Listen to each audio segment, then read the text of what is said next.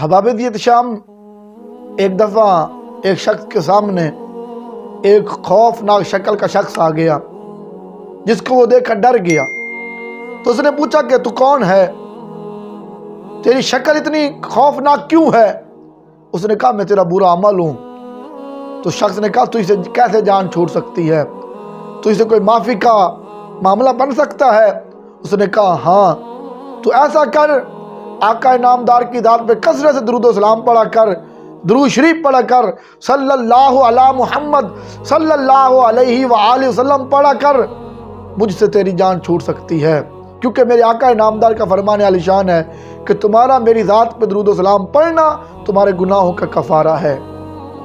احباب دیت شام، درود و سلام کی بڑی برکت ہے۔ جو بندہ کثرت سے درود و سلام پڑھتا ہے اس کے اوپر رب کی رحمت برستی ہے، رب کی رحمت کی بارش ہوتی ہے۔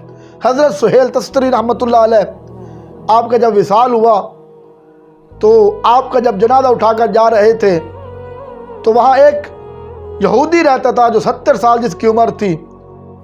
اس نے کہا رکو لوگوں، روکو، جنازہ رکھو۔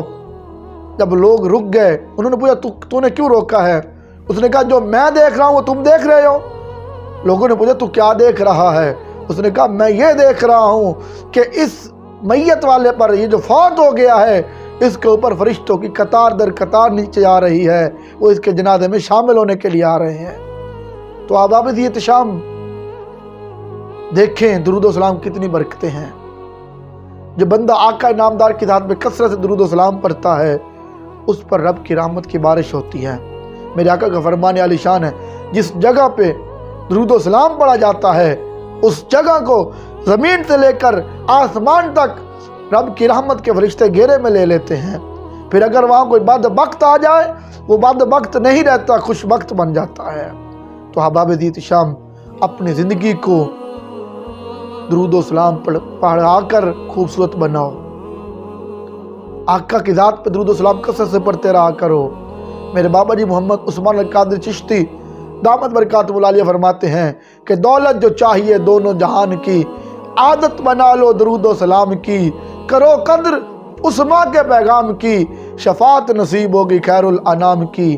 اور میرے بابا جی فرماتے ہیں غم دولت دنیا کو بھلا دیتا ہے درود، حب نبی دل کو لگا دیتا ہے درود، خلوت میں بھی جلوت کا مزہ دیتا ہے درود، مردہ دلوں کو زندگی عطا کر دیتا ہے درود، غم کے مارو بے سہارو سن لو یہ پیغام، لا دوا امراض کی دوا بن جاتا ہے درود۔